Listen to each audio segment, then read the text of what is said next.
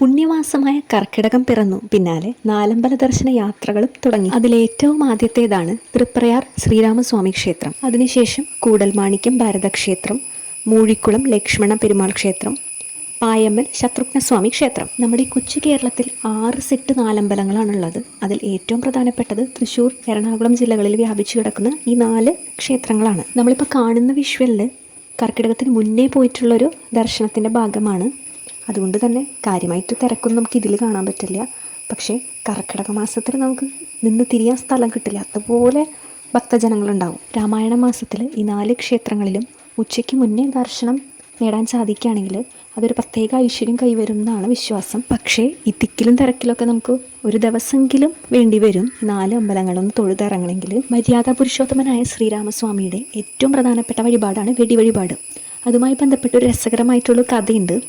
അതായത് പടയോട്ട കാലത്ത് ടിപ്പു സുൽത്താൻ തൃപ്രയാർ ഭാഗത്തെത്തിയപ്പം വെടിശബ്ദം കേട്ടു. അപ്പം അങ്ങനെ ജനങ്ങളോട് അന്വേഷിച്ചപ്പോൾ മനസ്സിലായി ശ്രീരാമസ്വാമിയുടെ അമ്പലത്തിലെ പ്രധാന വഴിപാടാണെന്നൊക്കെ. അപ്പം അങ്ങനെ ക്ഷേത്രം നശിപ്പിക്കുന്നതിൻ്റെ ഭാഗമായി കതിനകളൊക്കെ ടിപ്പു സുൽത്താൻ എടുത്തിട്ട് വെള്ളത്തിലേക്കിട്ടു. എന്നിട്ട് തേവർക്ക് ശക്തിയുണ്ടെങ്കിൽ ഇതെല്ലാം പൊട്ടട്ടെ എന്നുറക്കെ പറയുകയും ചെയ്തു. തൊട്ടു പിന്നാലെ വെള്ളത്തിൽ കിടക്കുന്ന കതിനകളെല്ലാം പൊട്ടിത്തെറിച്ചു എന്നാണ് വിശ്വാസം. മറ്റൊരു പ്രധാന വഴിപാടാണ് മീനൂട്ട്. വെടിവഴിപാട് നമ്മൾ പല ക്ഷേത്രങ്ങളിലും കണ്ടിട്ടുണ്ടാകും, പക്ഷെ മീനൂട്ട് അപൂർവമായിട്ടേ നമുക്ക് കാണാൻ പറ്റുള്ളൂ. നാലമ്പല യാത്രയ്ക്കിടെ പലരും ആസ്വദിച്ച് ചെയ്യുന്നൊരു വഴിപാട് കൂടിയായിരിക്കും മീനൂട്ട്. ആസ്മ പോലെയുള്ള ശ്വാസകോശ സംബന്ധമായിട്ടുള്ള രോഗങ്ങൾ ഇല്ലാതാക്കാനായിട്ട് മീനൂട്ട് ചെയ്യുന്നത് നല്ലതാണെന്ന് പറയപ്പെടുന്നുണ്ട്. ശ്രീരാമസ്വാമിയുടെ ക്ഷേത്രം കേരളത്തിന് പുറത്ത് പലയിടത്തുമായിട്ട് നമുക്ക് കാണാം. പക്ഷേ അദ്ദേഹത്തിൻ്റെ സഹോദരനായിട്ടുള്ള ഭരതൻ്റെ ക്ഷേത്രം അപൂർവമായിട്ടാണുള്ളത്.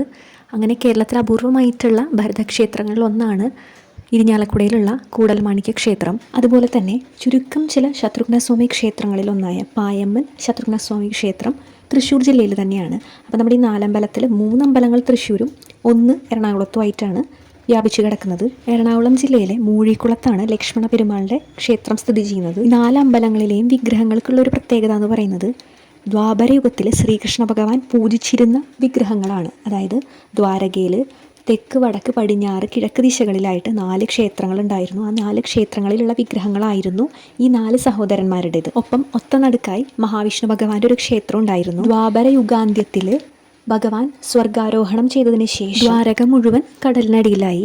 ആകെ അവശേഷിച്ചത് ഈ 5 വിഗ്രഹങ്ങളാണ്. മഹാവിഷ്ണു ഭഗവാന്റെയും ശ്രീരാമൻ്റെയും സഹോദരന്മാരുടെയും. അങ്ങനെ 5 വിഗ്രഹങ്ങളിൽ മഹാവിഷ്ണു ഭഗവാന്റെ വിഗ്രഹമാണ് നമ്മുടെ ഗുരുവായൂർ പ്രതിഷ്ഠിച്ചിരിക്കുന്നത്. ബാക്കിയുള്ളവ ഈ 4 അമ്പലങ്ങളിലായും പ്രതിഷ്ഠിച്ചിരിക്കുന്നു എന്നാണ് വിശ്വാസം. കലിയുഗ ആരംഭത്തിൽ വായുദേവനും ബൃഹസ്പതിയും ചേർന്ന് മഹാവിഷ്ണു ഭഗവാന്റെ വിഗ്രഹം ഗുരുവായൂരിൽ പ്രതിഷ്ഠിച്ചു. പക്ഷേ കുറേ നാളുകൾക്ക് ശേഷവും ദശരഥപുത്രന്മാരുടെ വിഗ്രഹം കടലിനടിയിൽ തന്നെ കിടക്കുകയായിരുന്നു. പിന്നീട് ഒരിക്കൽ മീൻ പിടിക്കാൻ ചെന്ന മുക്കുവരുടെ വലയിൽപ്പെട്ട് വിഗ്രഹങ്ങൾ അവർക്ക് കിട്ടി. അവരത് നാട്ടിലെ പ്രമാണിയായിട്ടുള്ളൊരു വാക്കയിൽ കൈമളെ ഏൽപ്പിച്ചു. ജ്യോത്സ്യൻ കൂടിയായ അദ്ദേഹം പ്രശ്നം വെച്ച് നോക്കിയപ്പോൾ മനസ്സിലായി ഇത് ദശരഥപുത്രന്മാരുടെ വിഗ്രഹങ്ങളാണ്. അങ്ങനെ അദ്ദേഹത്തിൻ്റെ പ്രത്യേക സിദ്ധിയാൽ അദ്ദേഹം ആ 4 വിഗ്രഹങ്ങളിൽ നിന്ന് 4 പ്രാവുകളെ സൃഷ്ടിച്ചു. അങ്ങനെ ആ 4 പ്രാവുകൾ ചെന്നിരിക്കുന്ന സ്ഥലത്ത് അവ പ്രതിഷ്ഠിക്കുകയും ചെയ്തു. ശംഖം, സുദർശന ചക്രം, വടി, മാല എന്നിവ എന്തിയിട്ട് കിഴക്കോട്ട് ദർശനമായിട്ടുള്ള 6 അടി ഉയരമുള്ള വിഗ്രഹമാണ് തൃപ്രയാർ ശ്രീരാമസ്വാമി ക്ഷേത്രത്തിലുള്ളത്. ഇതിന് സമാനമായിട്ടുള്ള വിഗ്രഹങ്ങൾ തന്നെയാണ് കൂടൽമാണിക്യത്തിലും മൂഴിക്കുളത്തുള്ളത്. പായമ്മല്ലേത് വിഗ്രഹം ചെറുതാണ്, തൃപ്രയാറിലേതുമായി സാമ്യമുള്ള വിഗ്രഹമാണ്.